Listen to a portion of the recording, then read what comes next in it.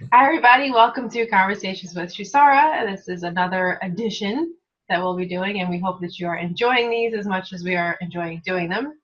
And we'll go ahead and get started. I got a whole slew of questions for Shusara. And the first one is a bit gloomy, but I did want to bring it up because one of the things that we say is that we help people to navigate life with this work. And so one thing that's coming up, because if I feel like it's coming up for me, it's got to be coming up for other people. So, and it's really kind of hitting me now because just recently, this past weekend, a close friend of my daughter's attempted suicide. And then last night, an acquaintance of hers actually committed suicide and was successful. And then I started thinking about it, and we're up to suicide number 6, I believe. 2 were successful, the rest were attempts. And that's just of who we know at the high school. My son, at his job, he's been there a year, 2 suicides, successful. Then you even look and see what's going on in like with celebrities, a lot of suicide going on. But in particular, the kids, and I want to say social media has something to do with it because it creates a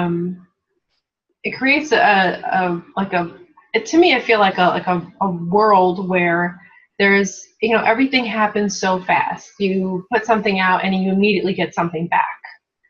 So there's this sense of immediacy that you're always getting. We know that they say that it is ruining coping skills. Like the kids today have no coping skills, no interpersonal skills. There's no sense of working hard for something and the satisfaction that you get from working hard. They want everything right away. They want it to be easy. And I don't know if you've heard this expression, but they're so easy to say, and this, excuse my language, but this is what they say. They say, fuck my life, or FML, okay, for like everything, and everything is such a big deal to them. And so, so the first part is like, what is going on that you have all of these teens? Like, I feel like, do you think you're playing a video game where you're going to get another life or something, and then there's also, as parents, helping to navigate this and dealing with our kids, because obviously social media is not going anywhere. It's part of employment in some places. It's part of what you do. It's life. And then there's also, as a community, what can we do for these kids, even the adults, obviously, because it seems like it's everywhere. And then as a society, I don't know, I'm just left feeling like, holy cow, like we have to do something, and what is going on? Well, I mean, there are multiple lenses that can be viewed through. So that's the only way I know to look at it, is to really look at it from different vantage points completely. From one vantage point, with the teenagers especially, we can view that from the space of recognizing that these teenagers, most of them, are coming in from many of them have not been here in form before. And so they don't, someone like you and me, we've been here recirculating for a really long time. And in the course of that, you build up vast knowledge of how this system works, right? That you carry with you kind of lifetime after lifetime.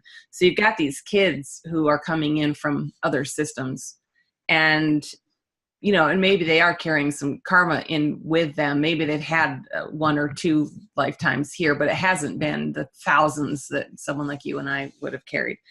So they don't have that kind of background of understanding that we do, and how to work with the system. So for them, I do really feel that a lot of their struggle is that just as the ego, from the time the ego, brings in a little baby, and the ego in form of mom or dad, then they start to condition the child right away and turn the child's consciousness into just another patterned consciousness, another ego. That's normal here. That's how this planet works.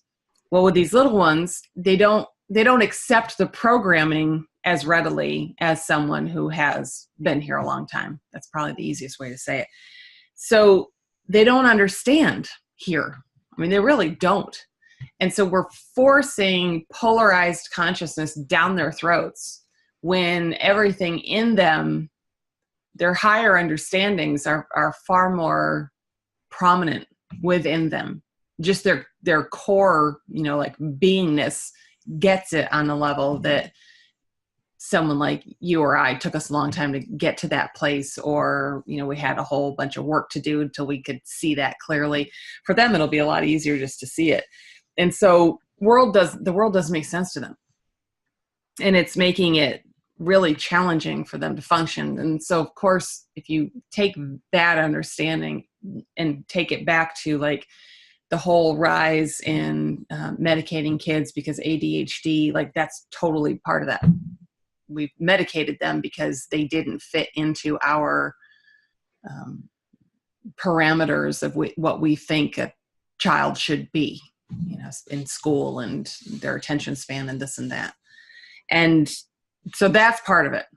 It's partly that they just are having a heck of a time functioning here, and they don't have people around them who understand, who can say to them, it's not you, it's that what's being forced on you is very unnatural to you. And so you're struggling, and to be able to see it from a wider perspective and go, okay, so sometimes this is where I have to learn that sometimes I play the game and sometimes the game goes my way, but I have to be able to navigate it, rather than just fight it all the time. Mm-hmm. or give into it completely and then give up, because that's what a lot of them end up doing. What's the point of living, like, when you have to do it from the space where you feel like you're not living, right? So that's part of it, and part of it too is that because of where we're at with all the shifting, and it's just ramping up and ramping up and ramping up, there are more and more beings who will not be ready for that next shift. It's normal generationally. We have shifting that occurs, and of course you watch the older generation kind of die off. We think of that as just the natural progression of life, but what's actually going on is it's time for that mentality level, that level of consciousness to kind of fade away, and another one's coming up to take its place. And that's normal. But what we're seeing now is that there are many, many life streams who just aren't ready for whatever reason. There's no judgment there, but just not ready for the next kind of leap. And so you will have more people dying of just accidents or natural disasters or by their own hand, just because something in them recognizes, I can't do it anymore. As far as what society needs to do,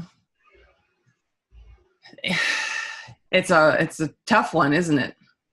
It's a tough one, because what society needs to do is what society needs to do for everything, not just for the suicide rate. I mean, certainly if we just look at suicide and teen suicide, obviously there's a level of support that needs to be instituted, certainly in the schools, that isn't strong enough yet.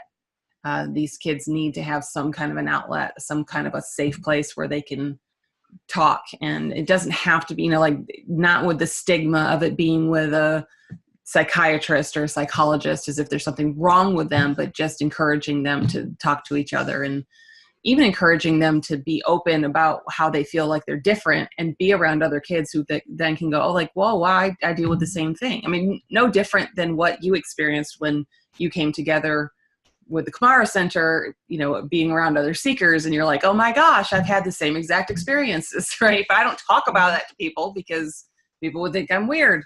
So I think a lot of kids have a lot of that, and they don't really have an outlet. Now, your kids would be different because they know they can talk to you. My kids would be different for the same reason. But if you have two parents that are just functioning on an unconscious level in the world and have no greater understandings at all, and you're that kid, you can see where it'd be really challenging. So certainly we need to collectively do what's necessary to just help support these kids, not to change them and not to medicate them to death, just to support them, to let them know that, you know, they can struggle and feel like they have someone they could talk to about their struggle that will help them navigate their way through it. And, you know, societally, it has to happen the same thing for just suicide rate in general. I mean, what we're looking at is the paradigm has to shift.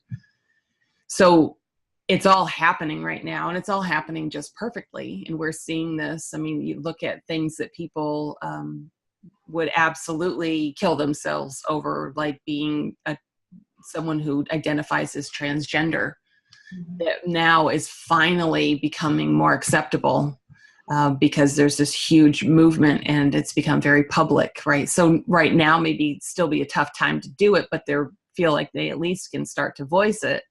Before they would have killed themselves because they couldn't bear it, the fact that they couldn't tell anybody, and then they had to live a lie. So you would have things happen where someone would kill themselves and people wouldn't understand why. Well, now it's coming forward, and it will change. I think that, I mean, certainly within the next decade, I think we're going to see a very different picture on the planet between all of those baby boomers who are going to transition out. Mm-hmm. And then the allowing for the consciousness level of the millennials to really kind of come into their own, and the younger crowd coming up behind them, who they're all carrying, you know, every little generation coming in carries a little higher consciousness than the one before it. So in the next 10 years, I think that we will see I can't see how we wouldn't see a major, major transition. And this is outside of any kind of spiritual understanding, you know, just from the vantage point of looking at the mentality levels of each of these generations and where they kind of sit, knowing that you're going to have just a huge shift in the next 10 years is inevitable. Mm-hmm. So I wouldn't allow, I mean, it's disturbing, absolutely. And we certainly, you know, the best thing that we can do is definitely as parents is make sure that we're talking with our children and let them know that we are a safe place to go to when they're feeling frustrated or whatever, and that we're not going to judge them. We just would rather have them talk and know that even if you know, I've said to my kids before, even if you don't want me to say a word, I'd far rather just have you talk and know that I can just listen than to have you feel like you can't talk to me and then have you bottle it up and carry it around. So that's probably the best thing most of us can do, to do that for our kids, to do that for our nieces and nephews, or whatever kids are in our lives. You know, that's super important.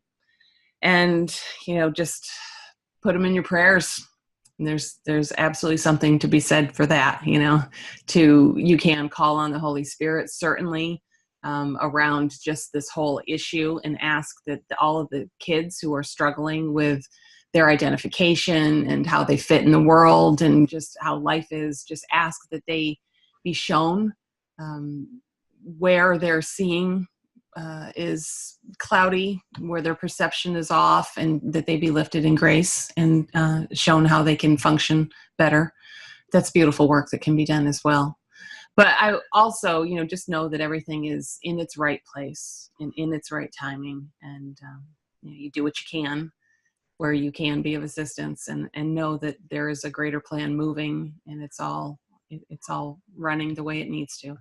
Yeah. Okay. Well, thank you.